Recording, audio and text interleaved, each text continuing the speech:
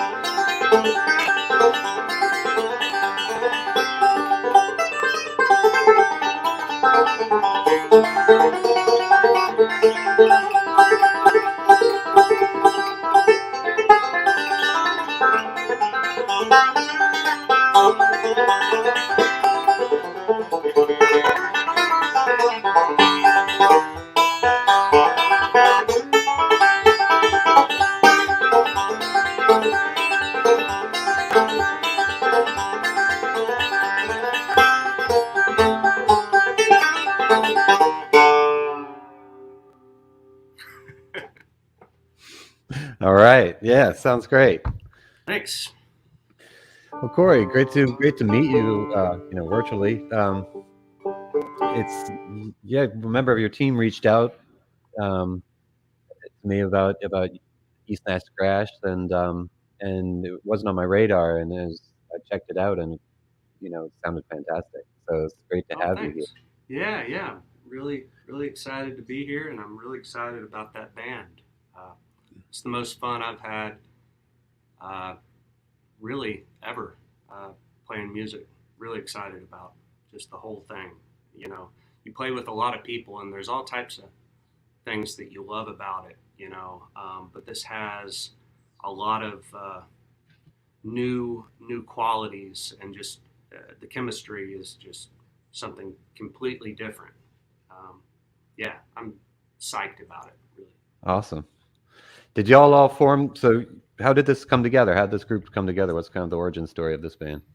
Well, it was kind of born out of a bar, a little club called Dee's Country Cocktail Lounge, and it's in a little suburb of Nashville where most of us are kind of centered around, and it's called Madison, Tennessee. And it kind of started as a bar gig, and things happened where all of us couldn't be there, and it's a long story and very complicated, but we all have always played with as sidemen and women, because our fiddle player is Maddie Denton. She's incredible, but we're always sidemen and with other bands, and this was like the first opportunity where we were like, whoa, this is really, really fun. Like, we could build this, and so we started playing more festivals, and cut a record during the pandemic,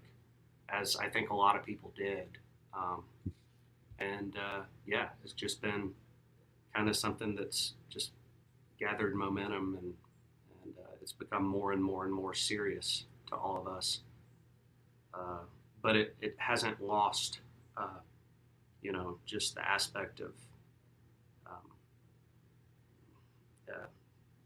fun. Right. That's what I was going to say. Just the fun part of it. Yeah.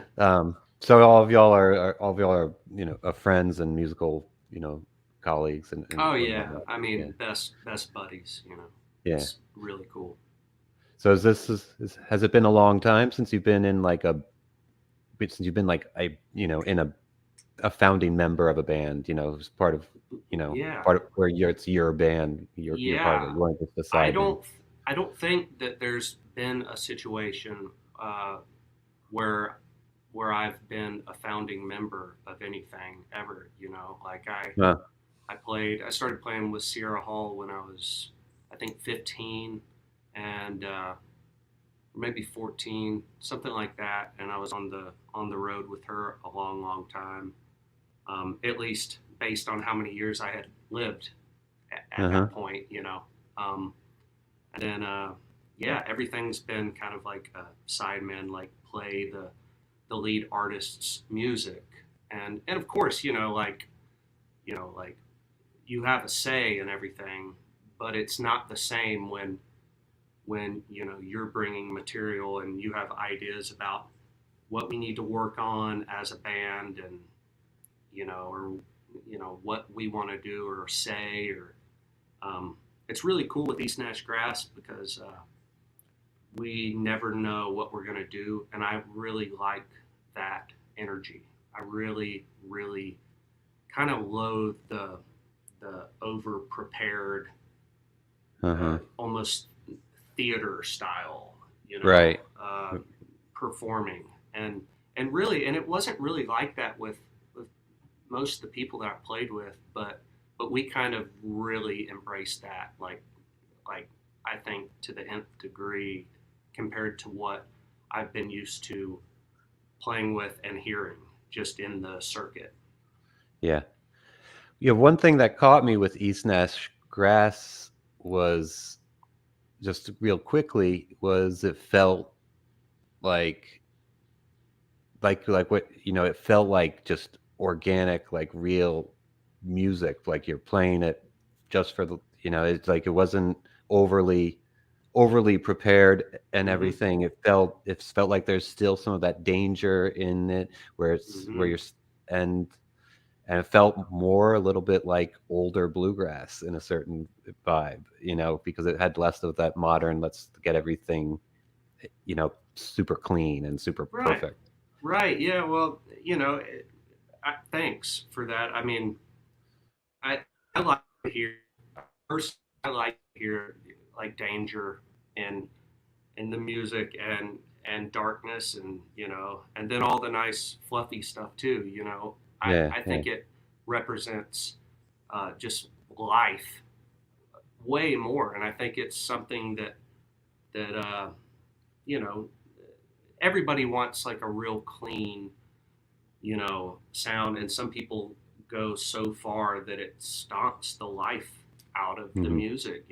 Let's put it to a click track and let's tune the vocals and let's rehearse this 7 times, uh, you know, before we cut it so it sounds dead. And it doesn't Hmm. have to be that way, but a lot of times um, that's a danger that you risk.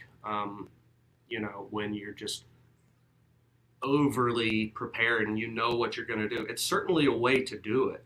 Right. There's pros and cons with all of it, but so far that's kind of been more of the style. Right. Yeah. Uh, And is this everybody bringing in writing tunes, and then y'all Hmm. writing tunes together? Yeah, yeah. Gosh, uh, I think 4 out of the 6 of us brought in material, and uh, and then um, and then the dobro player, Gaven Largent, he also writes. He didn't have anything for this project, but yeah, like Harry Harry Clark, he brought in uh, a number or two, and I brought in a number.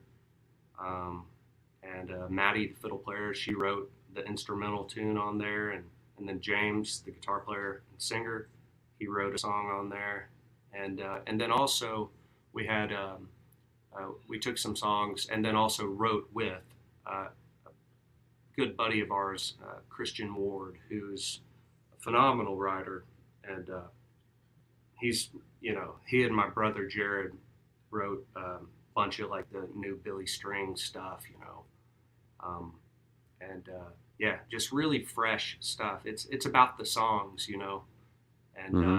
if I mean, it doesn't matter how nice you make your voice sound when you're, reading an encyclopedia. Nobody cares, like Hmm. there'll be a couple, but like, what are you writing about?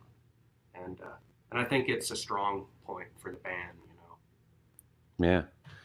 I know y'all writing together, or are you each kind of individually bringing stuff in, and then you kind of refine it in a rehearsal situation? I write Or- a good deal with the mandolin player Harry Clark, and actually we've been writing a ton as of late. But most of the stuff for this project, it was like individual stuff, and we all brought in stuff, but very organically. Like it's not like, I don't know. I play music to get out of business, Mhm. and just the okay, we have this, and no, and of course you have to do that, but Right. I don't know. We'll edit that one out later.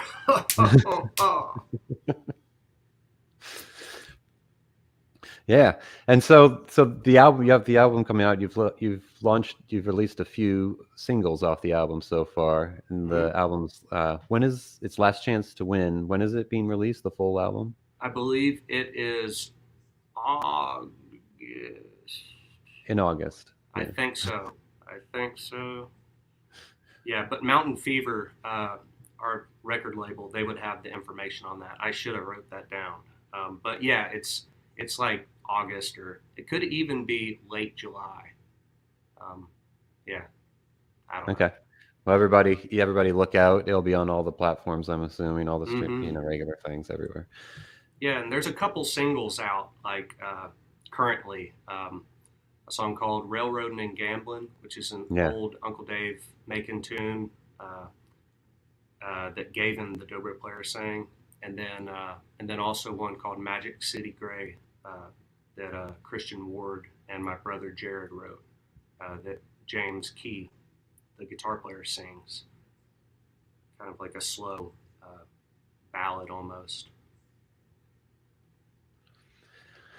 Cool.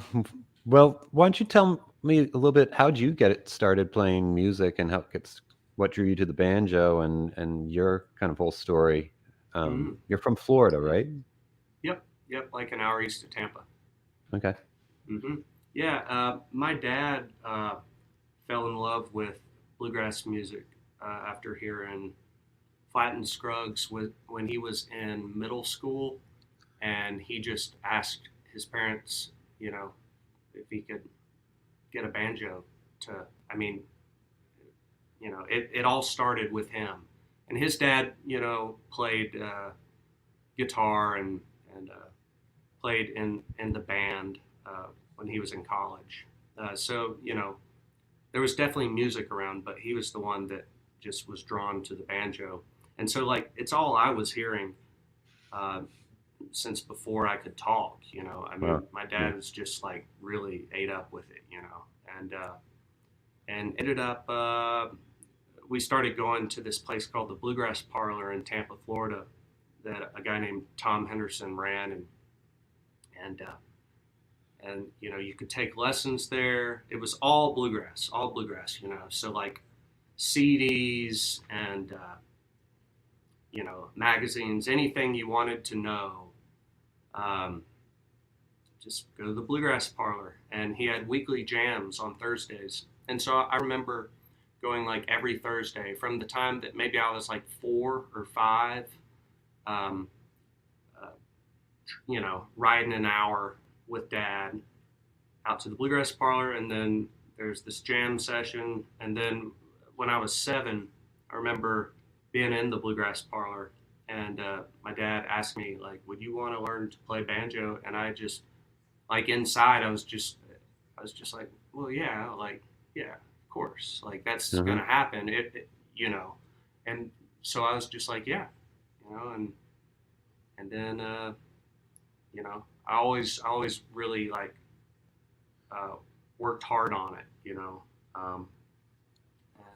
yeah, that's how it got started. You took lessons at the store, at the Bluegrass Parlor, from a guy named Steven Stadler. Great banjo player and mandolin player, guitar player, just great. And then Dad, when he would come home from work, he would like, when I was starting for the first couple of years, he would say, no, you can't use that finger here. You gotta use this finger. My dad says he's good enough to know that he shouldn't be on stage.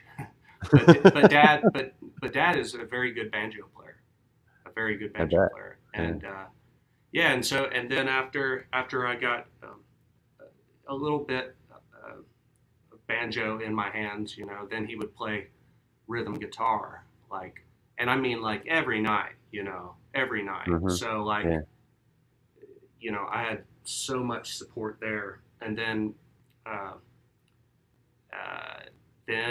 like 2 years later, my brother Jared started playing mandolin, and then several years after that, my youngest brother Tyler started playing guitar. So and around the time, and around the time that Jared started playing, I think it was around that time. So it had been like 98 or 99. Then my grandpa, my dad's dad, started playing dobro, and then we went to this camp called Nash Camp in Nashville. Cindy Sinclair, loved Cindy, but I went up with Grandpa because he was just going to go alone, but he'd rather not go alone. So I went up there and took dobro lessons with him, and it became like a family affair, for sure. Did y'all ever have a family band? Was there ever like a Walker family band? Well, there was several like iterations of family bands, playing like local gigs, for the Shriners, hobo, dress up like a hobo party or whatever, just random stuff, or for the church, or like little bluegrass festivals and stuff, community events and stuff. But yeah, that kind of brings us back to the Bluegrass Parlor. Tom Henderson also had a band that he called the Bluegrass Parlor Band, and it was born out of kids taking lessons at the Bluegrass Parlor and like getting really good. And so he was such a great encourager. He would he'd hire when it was time, and it wasn't always kids, but just people in the scene that were good. It was a very good band. Aubrey Haney, the fiddle player, he came out of the Bluegrass Parlor Band. And Okay. David Crow and a lot of people. Jason Berry, David McMillan. But yeah, so we would tour all the Florida festivals and stuff. Right. I joined playing banjo when I was 11, I think, in that band, and we did a couple years before Tom retired, and then it became me and my brother and a guy named Jeff Jones and his brother, who also came out of the Bluegrass Parlor, like learning from the teacher, the instructor there. And then also a girl named Heather Franks, who also took lessons at the Bluegrass Parlor. So it was like, age 22, age 17, and then like 14, and then 12 and 11, Right. So yeah, it was cool. Yeah, that's cool. You really had, a good scene, and yeah, that's unique. So at what point did you think, I want to do this as a career, as a real career, I think it was when I was 13, because that year, it was the last year of the award show, of IBMA in Louisville. And at the award show, it was like 10 years after, it was like Chris Thiele and Josh Williams and Freddie Stogdell and Michael Cleveland and Cody Kilby had a young American All-Stars band that was showcased on the award show, I guess in '93. And they wanted to do another version of that. So it was like me and Sierra Hall and Maggie Beth Estes and Sarah Jarosz and Will Jones, and then, who am I forgetting? No, I think I got everybody. Sierra Hall, yeah. So we did this show at the award show, and it was amazing. And it's like playing with Thiele, it's just like unbelievable, and the crowd just like roaring, and it's like, man, I think it was like, it might have been the next year after that, because then I started playing more gigs, and I was like, wait, like I could do this, Right. maybe this is what I should aim for, like it just became, it seemed a little more real after a couple things that happened, And did you start, when did you start, touring and playing, bigger gigs, where you essentially were, because you're still really young, where school is, where it's a conflict. Yeah, well, yeah, for sure. I mean, I had to take a lot of days off, like, Fridays, sometimes Thursdays too. And at the time, I was quite a bit of a worry wart. And so it was absolutely just crazy, like trying to catch up on assignments and stuff, to the point that it was just debilitating, just always like having to catch up.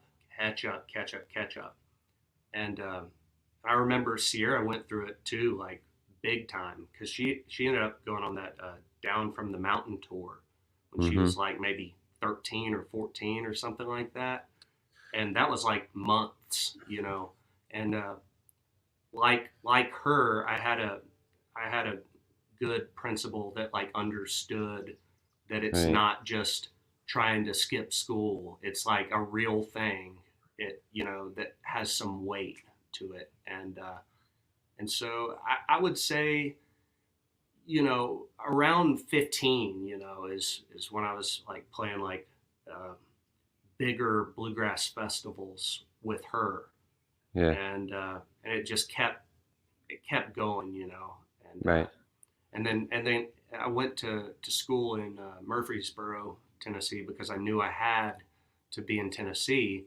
It just there was no option, you know. And believe me, I miss Florida a lot, Hmm. but like, you know, you can't you can't make a living like a real career out of playing banjo down there. I mean, you Right. can, you know, there's gigs and stuff you can play at Disney World, and you know, like there's Yep. some good money gigs, but it's almost like a 9 to 5, you know. Yeah. Yeah. Um, and yeah, so I went to school in Murfreesboro in 2008 and got a business degree, and now I can hold up that paper. And it did help a little bit, you know, understanding business, but I never wanted to get a business degree. I just thought like, well, this makes the most sense, you know, Right. Yeah. because my parents, I have very, very good parents, and they just kind of like really, really insisted, you know, like you gotta do that. What if you break your hand, you know, Right. blah, Right. blah, blah, Right. blah. So yeah, but most of being in school was like learning about music and picking with my friends. Um, So in bluegrass, there's a lot of these. A lot of the times, you know, you're one of these younger, these cats who came up playing really young, mm-hmm, but you didn't burn out. A lot of the time, there's burnout. You know, you go mm-hmm, to festivals or you go to IBMA, and each year there's these young kids and they're really good. Um, yeah, oh but yeah, then you never see them again. So a lot of the mm-hmm. time, you know, what do you think is kind of key to for not burning out? Um, Both as a player and then, you know, looking at from for if you're a parent and have a child that's Mm-hmm. you know really into it and not you know overdoing it on them. Yeah. Well, well, from the parent's perspective, um, like let let the kid like show what he can do. You don't need to hype it all up. The focus needs to stay on the music, and that's the same thing for you know, getting burned out. Like you don't. It's really easy to do, and I go through it, and everybody I know goes through it. Like where you're, you know, Hmm. you know, you have to keep yourself inspired, and sometimes that means like, you know, like facing playing with somebody that's going to absolutely kick your butt, because that's what Right. inspires you. That's what Right. makes you realize that you love practicing again. And it's Hmm. really, really hard. Like I've went through uh, many spells where, and I'm really due for another one, but where I for like, you know, a week and a half, 2 weeks, you know, like still today, like I'll figure out like what I want to learn, and I will just learn it. Like I'll wake up, I'll go eat, come back, you know, lock myself in the room and like start practicing. And after about an hour or an hour and a half, um, you already are in touch with the fact that, oh yeah, that's what I love to do, is get better and Hmm. more like powerful, like doing what I want, you know, the sound to be, you know, like that's what it is, like. And yeah, so you have to keep yourself inspired, and you have to be honest with yourself and go like, oh man, anytime I'm doing this role, I always slow down, or like Hmm. I always have trouble with this thing, or I don't understand enough about diminished arpeggios or whatever, and how they connect. And I haven't tried it out in enough ways to where I feel really comfortable with whatever, or find a new concept, find a great teacher that they don't have to play banjo even, but have somebody help guide you, because it's really easy to like get stuck in a spot because you've gotten really good at something, and then it's yours, then you can just hold it. But then it becomes this thing where you're just repeating the same thing, and surely enough, you will start to just despise that thing because you don't feel it anymore.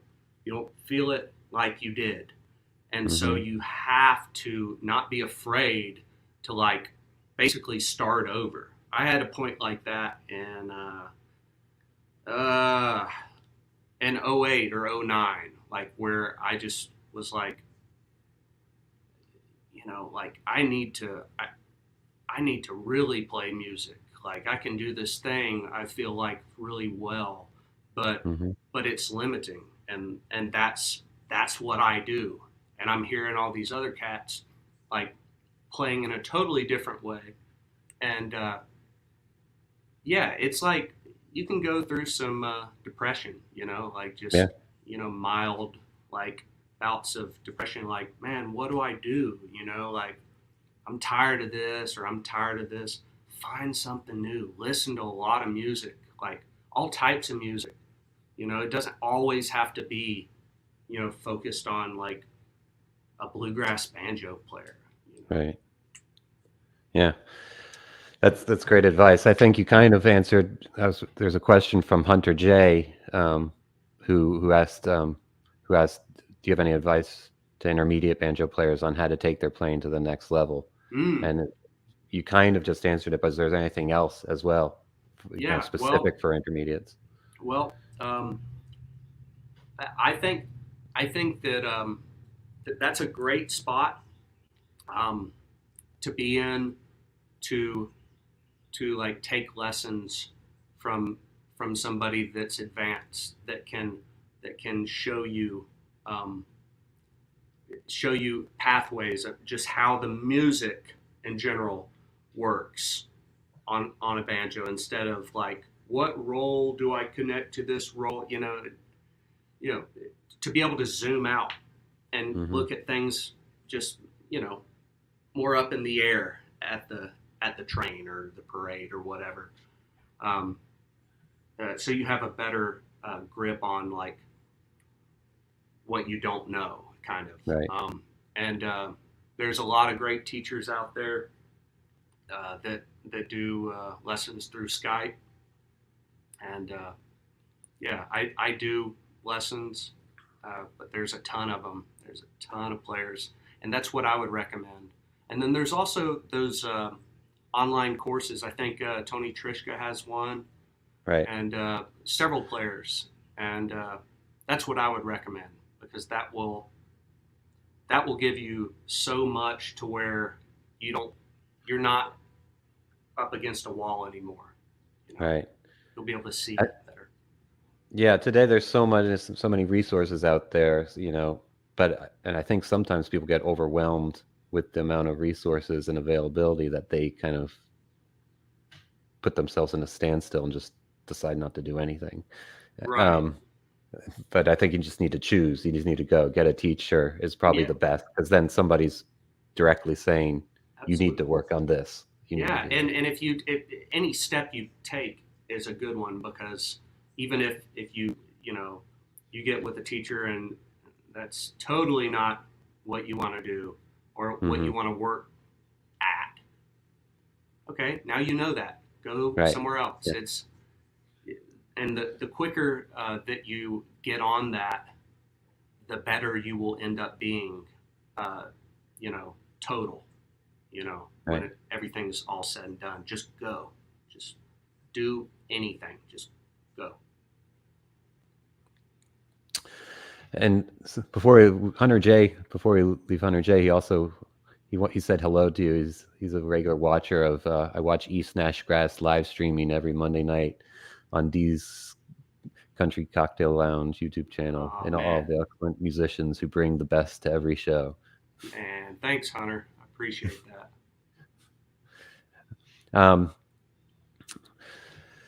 Yeah. So, do you want to play another tune right now? Sure. Yeah. What should we play?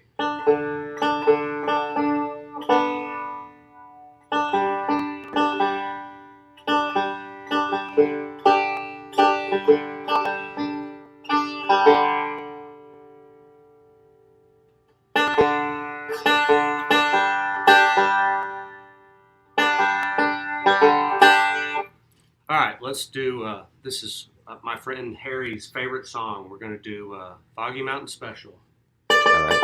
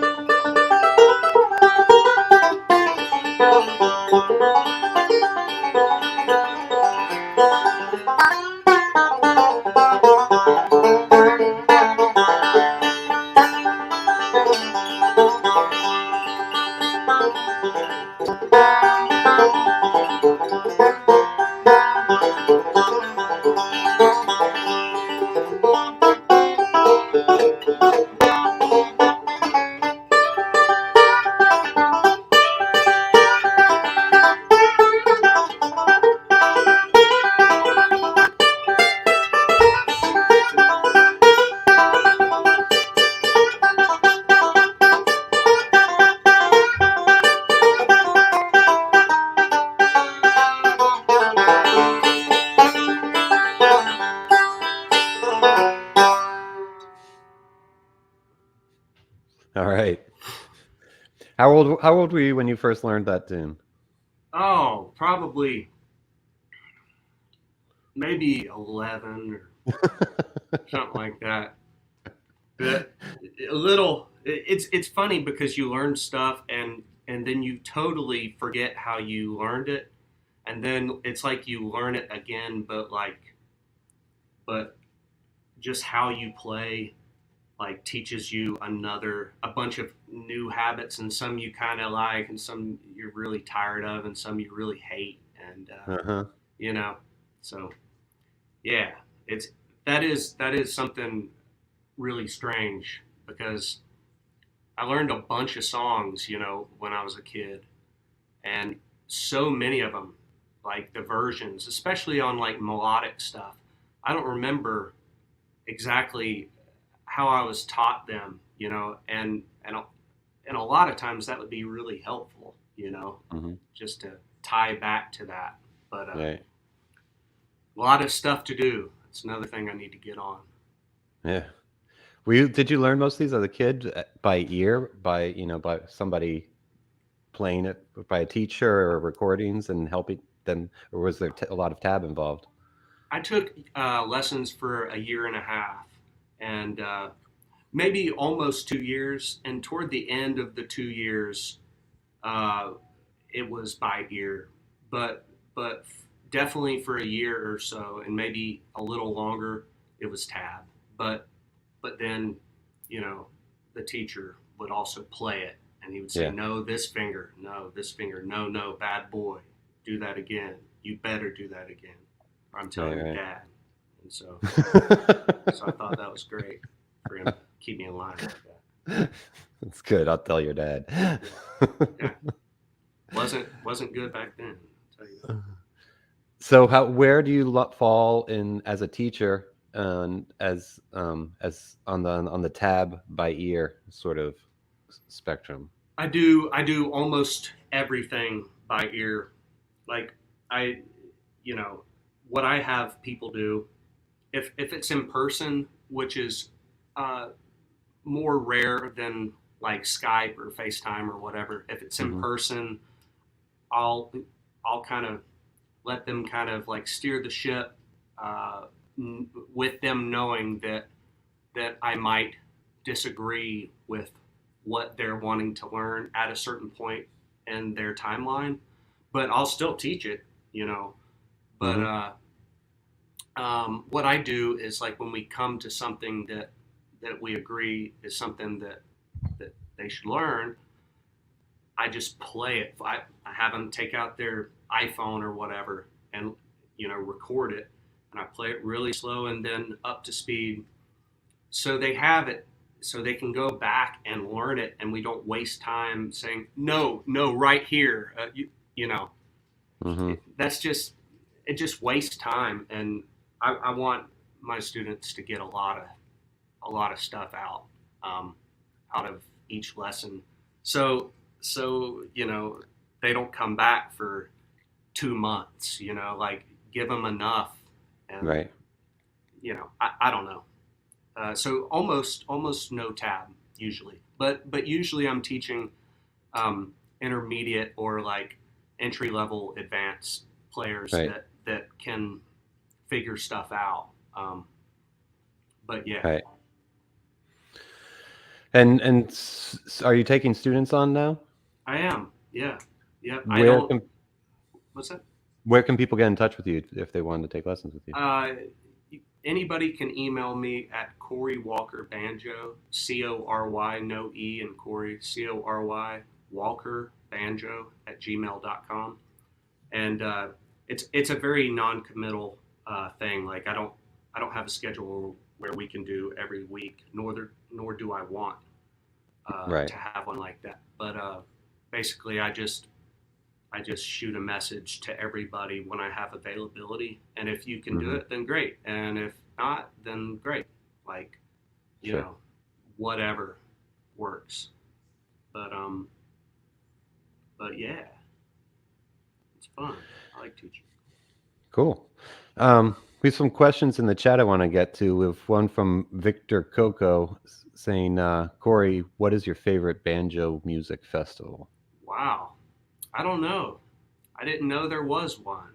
I always think of music festivals or bluegrass festivals or whatever, but one of my favorite festivals in general would have to be Dale Fest up in Cumberland, Maryland. I actually just got back a couple days ago from teaching the academy up there with Rob McCurry, and then also played with Jason Carter and his band, and then Tim O'Brien and his band. And that was an awesome experience. If you've never been to the academy, I highly recommend going.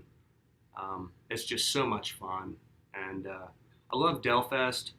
I love Grass Valley, the Father's Day Festival. We're playing it with East Nash Grass coming up soon.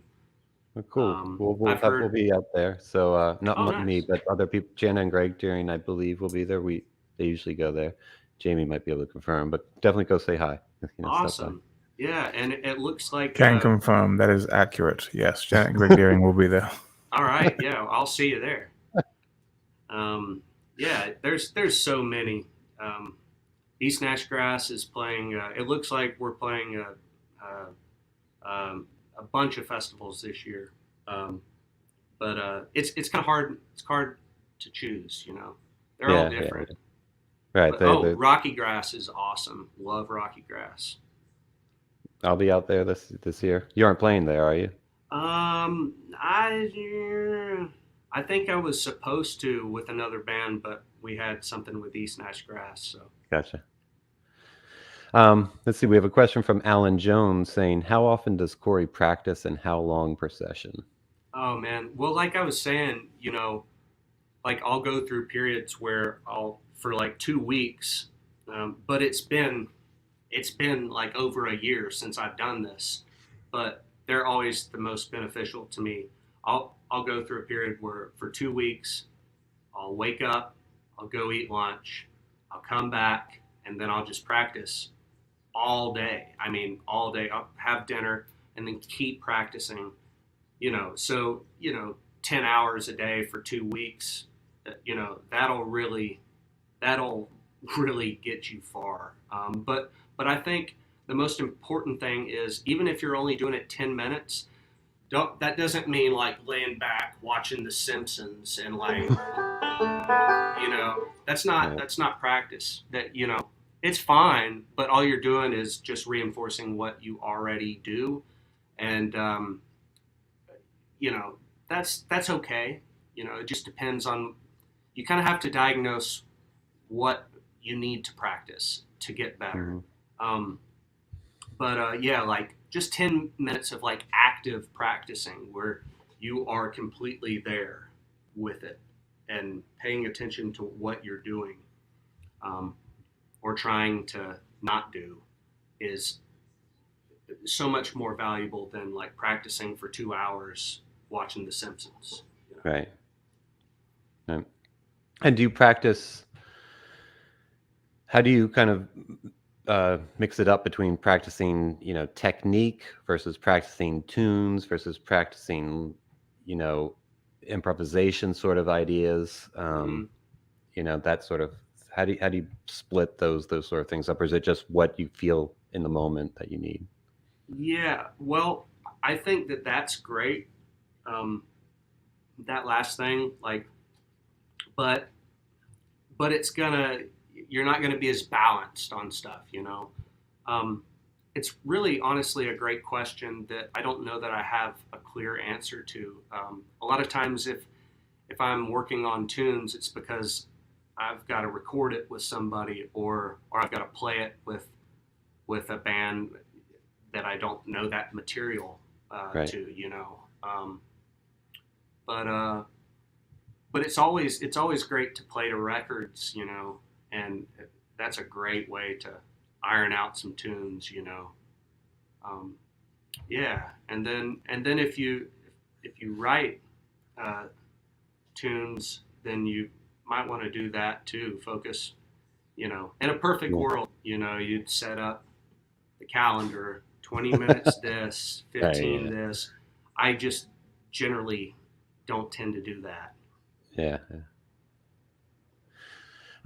Let's see. Hunter J is asking if you could give a quick rundown of your favorite picks, string gauges, etc. Banjo gear. Well, I used to use Ernie ball picks, and they're like the real pointy ones. That's what I used. I mean, seriously, till I was 19 or so, and then I switched to Dunlops for a little bit, and then Wes Corbett. We were out at Grass Valley, and I think he was playing with Molly Tuttle, and I was out there with Chris Henry, and he showed me these picks, these National MP2 stainless steel picks, and I really like them. They don't seem to bend after repeated use like others do, but there's a ton of them out there that are just incredible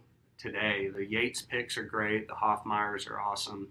I know that I'm going to leave a bunch out, but Deering just started making picks that are kind of like the pro picks, I guess.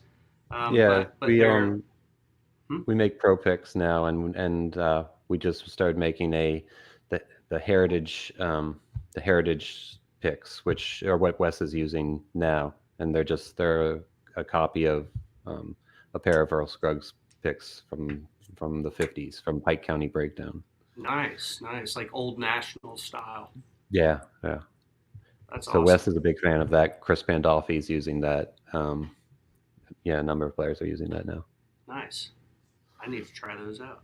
We'll get you some. Nice.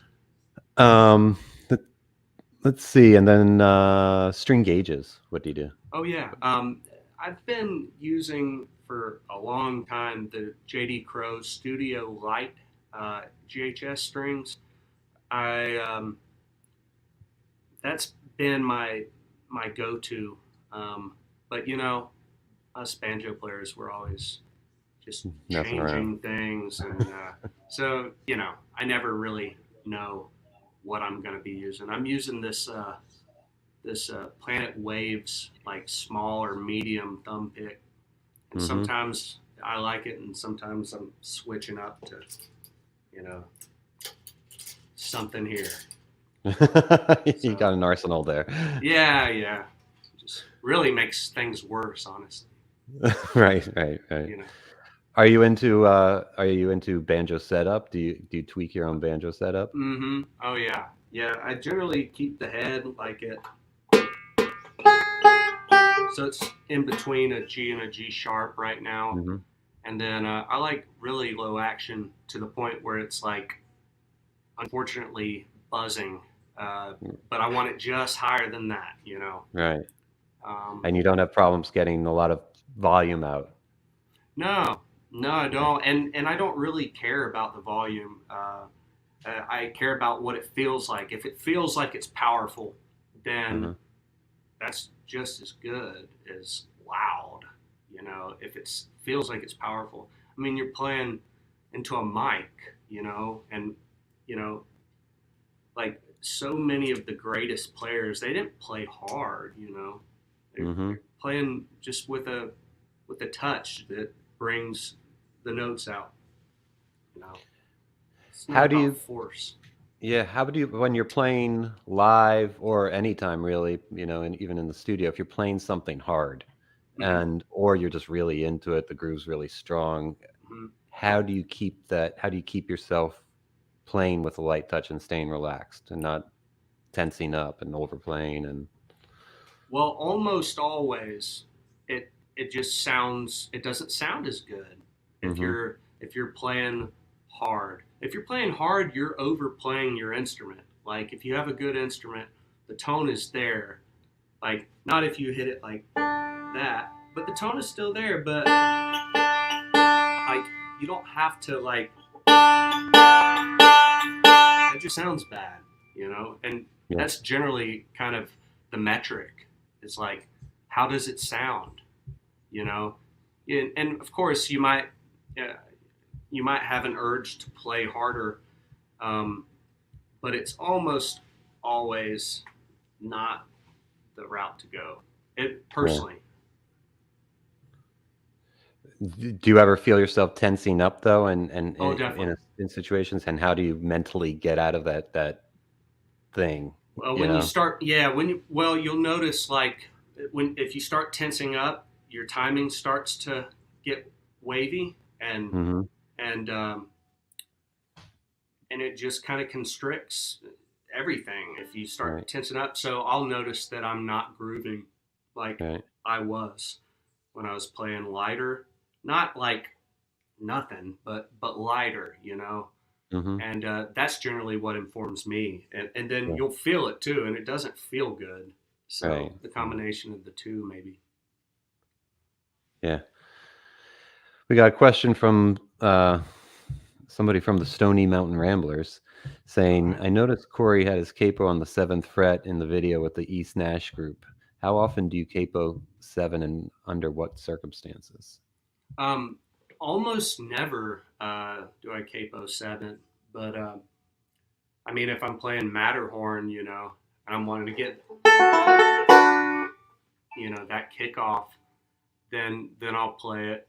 But for that one, I don't know. It just seemed like it was the route to go, because I still wanted the kind of open sound for that Uncle Dave Macon thing, you know.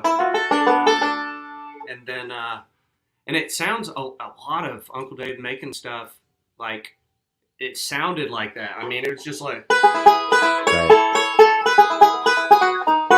you know, almost like African, like, you know, sounding. And so I felt like it went with the song.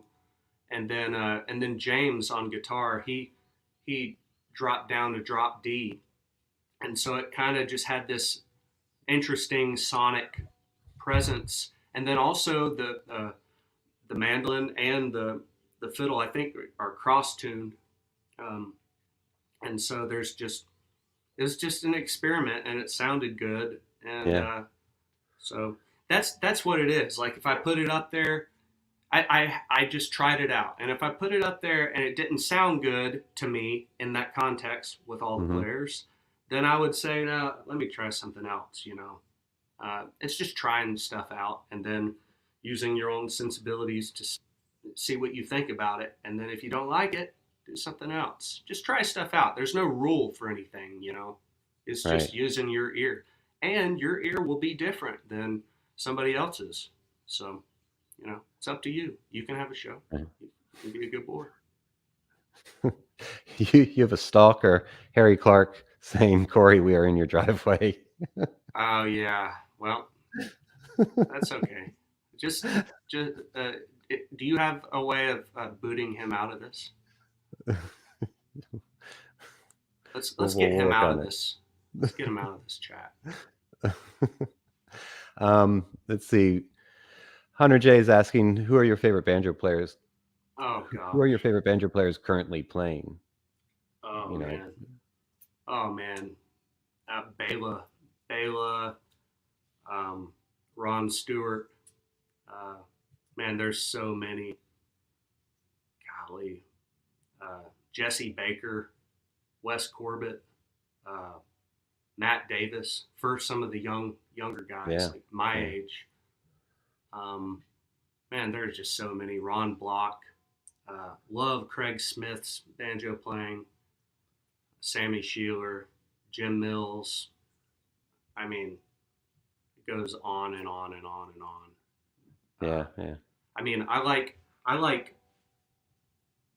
any of the pro guys, you know. I like all types of stuff about it and want to incorporate stuff. Everybody has a completely different sound, and I'm not great with like favorites in general. I really am not, and that sounds so like hippy dippy, but like I like it all, you know. I really do. Like, if it's good, then you've sold me, you know. What is it about certain music, that just general music, doesn't have to be bluegrass or banjo playing, that turns you off and turns you on? That's a good question.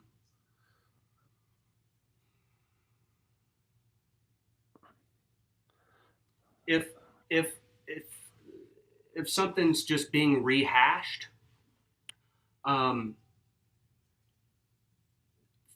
the sake of gimmick, or not, if it's being rehashed, well, we put a spin on it.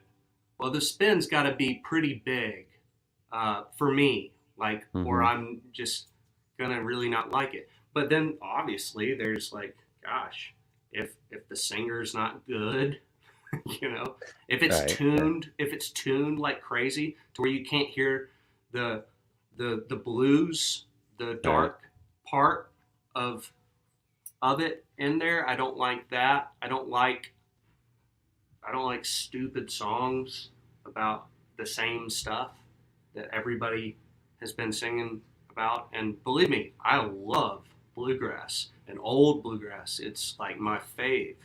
But I don't like songs about bluegrass either. I don't think that that's like the best we can do for like speaking of reality today. I don't think it's like, you know, old JD Crowe and don't forget old Mac Wiseman too. Yeah. You know, like I Right. hate stuff like that. I really do. Like,